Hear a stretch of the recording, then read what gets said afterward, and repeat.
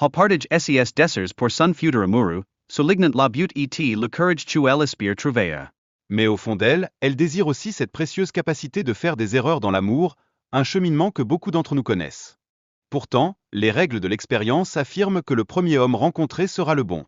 Mais HAW, pleine de détermination, conteste cette idée. Peut-elle vraiment trouver le véritable amour sans rencontrer plusieurs personnes? Les doutes l'entourent comme un brouillard mystérieux. Au cœur de cette histoire, le leader du pays, Yu, se trouve pris dans un dilemme.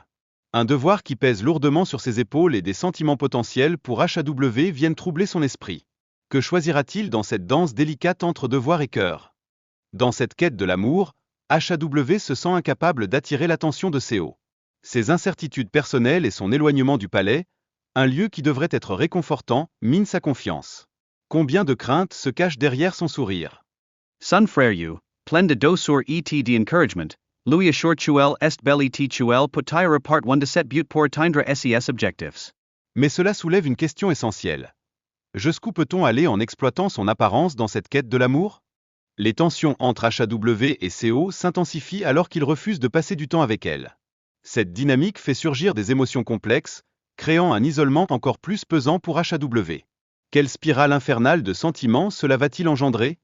Dans le même temps, Seo exprime des inquiétudes face à l'impossibilité de certaines actions, une réflexion sur les relations interpersonnelles et la tragédie qui les entoure. Quel secret caché pèse sur ses paroles? Les personnages s'interrogent sur un artefact mystérieux appelé la mâchoire de l'immortalité. Ces implications pourraient influencer leur avenir de manière inattendue. Que se passera-t-il s'ils parviennent à le trouver? Une découverte intrigante de tatouage chez un personnage féminin surgit, soulevant des questions sur son identité et son passé. Quel mystère fascinant se cache derrière ce symbole? Xiao, conscient de ses sentiments grandissants pour Yu, se rend compte qu'il doit participer à un concours de poésie pour s'en rapprocher. Une dynamique romantique émerge alors, illuminant sa quête avec des touches de délicatesse. Que révélera cette compétition sur leur lien? De son côté, Yu, après une perte de mémoire troublante, lutte pour retrouver ses compétences et son identité. Les émotions montent en flèche lors de ses interactions avec Xiao et son frère, la poussant à redécouvrir qui elle est véritablement. Quelles réminiscences émergeront? Les tensions familiales se manifestent lorsque le frère de Yu menace de lui voler un rouleau dans 3 jours. Ce conflit met en lumière de sombres enjeux de pouvoir. Quelle pression aura sur Yu cette menace? Les vêtements, tels des symboles puissants, influencent la perception des personnages.